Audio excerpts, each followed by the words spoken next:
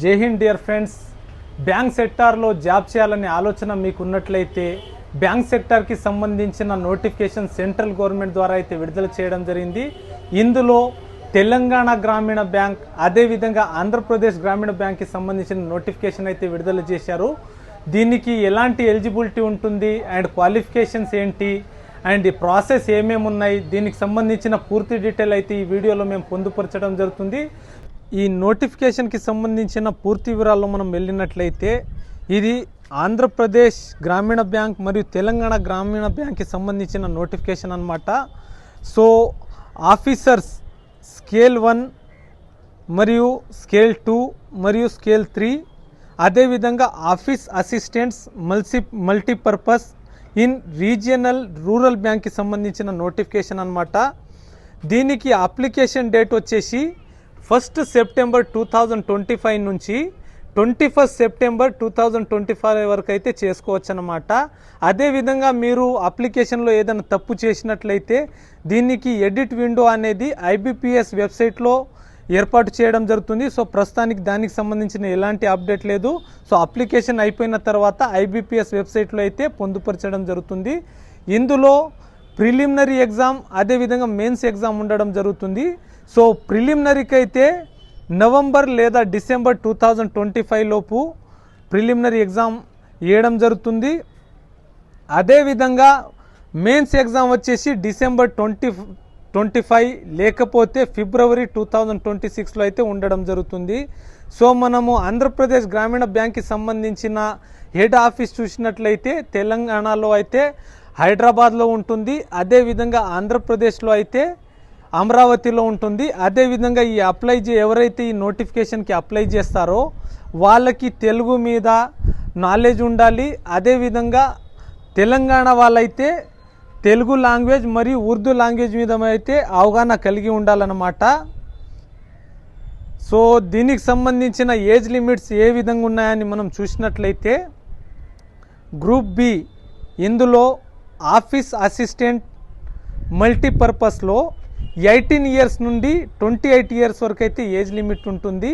అదేవిధంగా officer scale 1లో assistant మేనేజర్గా 18 years to 30 years age limit ఉండాల్సి ఉంటుంది.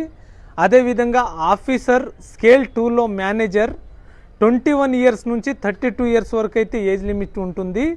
గ్రూప్ ఏ ఆఫీసర్స్లో ఆఫీసర్ స్కేల్ 3లో సీనియర్ మేనేజర్ ఉంటుందన్నమాట. దానికి 21 ఇయర్స్ నుంచి 40 ఇయర్స్ వరకు అయితే ఏజ్ లిమిట్ ఉండాల్సి ఉంటుంది. సో అదేవిధంగా దీనికి సంబంధించిన ఏజ్ రిలాక్సేషన్ విషయానికి వచ్చినట్లయితే ఎస్సీ ఎస్టీ వాళ్ళకైతే 5 ఇయర్స్ ఏజ్ రిలాక్సేషన్ ఉంటుంది, ఓబీసీ వాళ్ళకైతే 3 ఇయర్స్ ఏజ్ రిలాక్సేషన్ ఉంటుంది.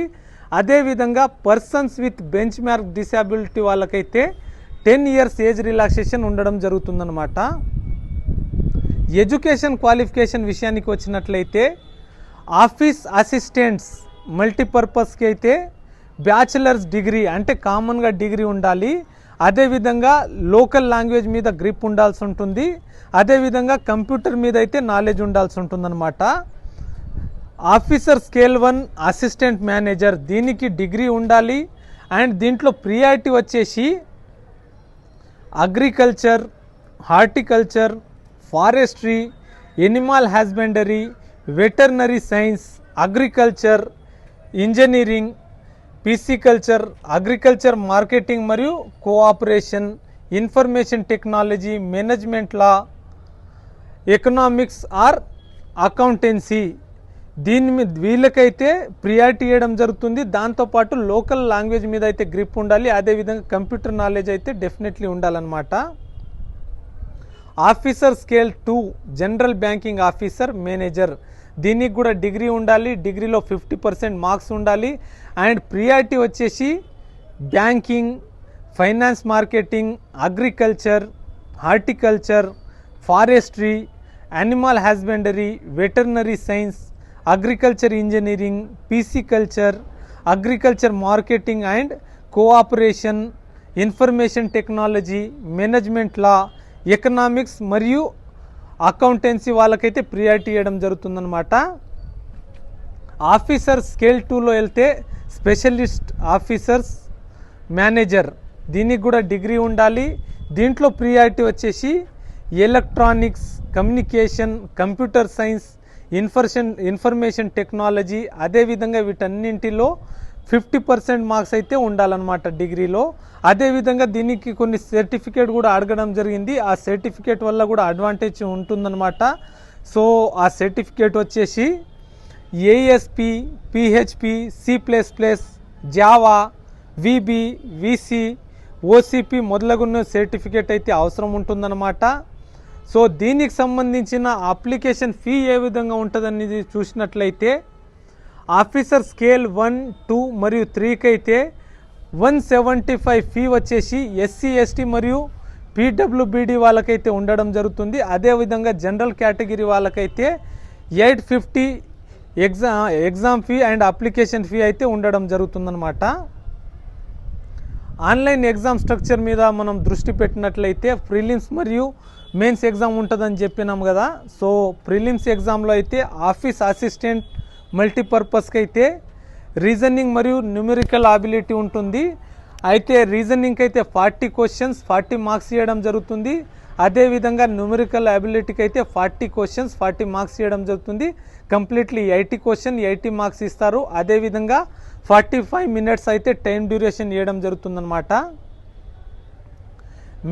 మెయిన్స్ ఎగ్జామినేషన్కి మనం దృష్టిలో పెట్టినట్టయితే ఇందులో రీజనింగ్ ఉంటుంది. రీజనింగ్కి 40 క్వశ్చన్ 50 మార్కులు ఇస్తారు. కంప్యూటర్ నాలెడ్జ్కి అయితే 40 క్వశ్చన్ 20 మార్క్స్ ఇస్తారు. జనరల్ అవేర్నెస్కి అయితే 40 క్వశ్చన్ 40 మార్క్స్ ఇస్తారు. ఇంగ్లీష్ లాంగ్వేజ్కి అయితే 40 క్వశ్చన్ 40 మార్క్స్ ఇస్తారు. హిందీ లాంగ్వేజ్ అయితే 40 క్వశ్చన్ 40 మార్క్స్ ఇస్తారు. అదేవిధంగా న్యూమరికల్ అబిలిటీలో అయితే 40 క్వశ్చన్స్ 50 మార్క్స్ ఇవ్వడం జరుగుతుంది. కంప్లీట్గా టోటల్ చూసినట్లయితే 200 క్వశ్చన్స్ 200 మార్క్స్ ఇస్తారు. అదేవిధంగా 120 మినిట్స్ టైమింగ్ అయితే ఇవ్వడం జరుగుతుందన్నమాట. అండ్ మనం వేకెన్సీస్ విషయానికి వచ్చినట్లయితే ఆఫీస్ అసిస్టెంట్ మల్టీపర్పస్కి అయితే ఆంధ్రప్రదేశ్కి సంబంధించి 150 వేకెన్సీస్ అయితే ఉండడం జరుగుతుంది. అండ్ SC వాళ్ళకైతే 23, STకి అయితే 11, OBC వాళ్ళకైతే 41, EWS వాళ్ళకైతే 15, జనరల్ కేటగిరీ వాళ్ళకైతే 60 వేకెన్సీస్ ఉన్నాయి. ఓవరాల్గా అయితే 150 వేకెన్సీస్ అయితే ఇవ్వడం జరిగిందనమాట. సో ఆఫీసర్ స్కేల్ 1కి సంబంధించిన ప్రిలిమినరీ ఎగ్జామ్ ఏ విధంగా ఉంటుందంటే రీజనింగ్ వచ్చేసి 40 క్వశ్చన్ 40 మార్క్స్ ఉంటాయి. క్వాంటిటివ్ ఆప్టిట్యూడ్ అయితే 40 క్వశ్చన్ 40 మార్క్స్ ఉంటుంది. దీనికి కంప్లీట్గా 45 మినిట్స్ అయితే టైమింగ్ ఇవ్వడం జరుగుతుంది. కంప్లీట్ వచ్చేసి 80 క్వశ్చన్ 80 మార్క్స్ అయితే ఇవ్వడం జరుగుతుందన్నమాట. సో ఆఫీసర్ స్కేల్ 1 మెయిన్స్ విషయానికి వస్తే సిలబస్ వచ్చేసి రీజనింగ్ 40 క్వశ్చన్ 50 మార్క్స్ ఇస్తారు. కంప్యూటర్ నాలెడ్జ్కి అయితే 40 క్వశ్చన్ 20 మార్క్స్ ఇస్తారు. జనరల్ అవేర్నెస్కి అయితే 40 క్వశ్చన్ 40 మార్క్స్ ఇస్తారు. ఇంగ్లీష్ లాంగ్వేజ్కి అయితే 40 క్వశ్చన్ 40 మార్క్స్ ఇస్తారు. హిందీ లాంగ్వేజ్కి అయితే 40 క్వశ్చన్ 40 మార్క్స్ ఇస్తారు. క్వాంటిటేటివ్ ఆప్టిట్యూడ్కి అయితే 40 క్వశ్చన్ 50 మార్క్స్ ఇస్తారు. కంప్లీట్గా 200 క్వశ్చన్ 200 మార్క్స్ 120 మినిట్స్ టైమింగ్ ఇవ్వడం జరుగుతుందన్నమాట. అయితే మనం ఎగ్జామ్ రాస్తాం కదా ప్రిలిమ్ కానీ మెయిన్స్కి అయితే ఆంధ్రప్రదేశ్కి సంబంధించిన వాళ్ళకైతే ఇంగ్లీష్, హిందీ లేదా తెలుగులో అయితే క్వశ్చన్ పేపర్ ఉండడం జరుగుతుందన్నమాట. అదేవిధంగా పుదుచేరిలో ఎగ్జామ్ రాయాలనుకుంటే ఇంగ్లీష్, హిందీ, తమిళ్, తెలుగు మరియు మలయాళం లాంగ్వేజ్లో అయితే మనం ఎగ్జామ్ రాయొచ్చు. అదేవిధంగా తెలంగాణ విషయానికి వస్తే ఇంగ్లీష్, హిందీ, తెలుగు మరియు ఉర్దూలో అయితే ఎగ్జామ్ రాయొచ్చు అనమాట.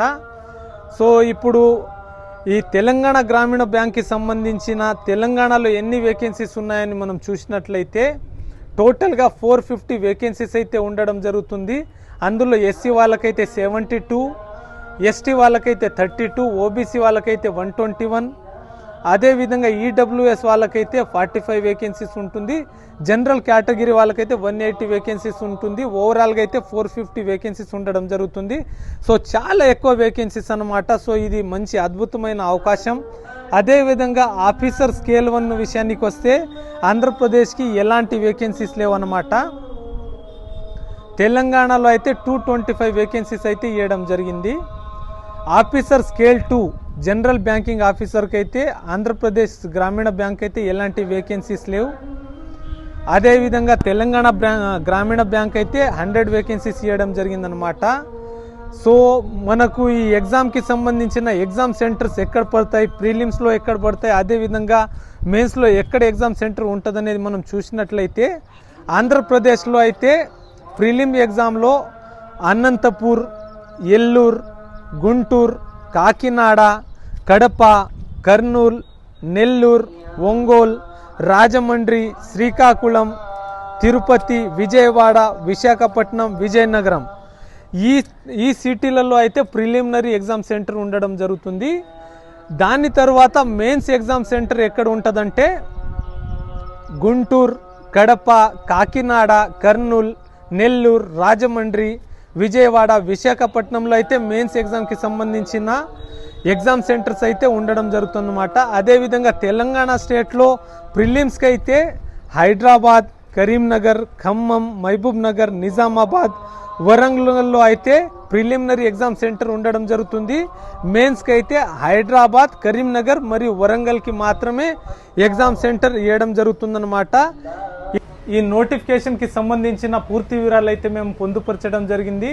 సో ఇందులో మీకు ఏమైనా డౌట్ ఉంటే వెంటనే కామెంట్ బాక్స్లో కామెంట్ చేయండి. మీ డౌట్ని క్లారిఫై చేసే ప్రయత్నం చేస్తాము. దాంతోపాటు ఇప్పటికీ మా యూట్యూబ్ ఛానల్ని ఎవరైనా సబ్స్క్రైబ్ చేయకపోయి ఉంటే వెంటనే సబ్స్క్రైబ్ చేయండి అండ్ కామెంట్ చేయండి. మీ ఫ్రెండ్స్కి ఈ లింక్ని షేర్ చేయండి. And thank you so much. జై హింద్, జై భారత్, వందే మాతరం.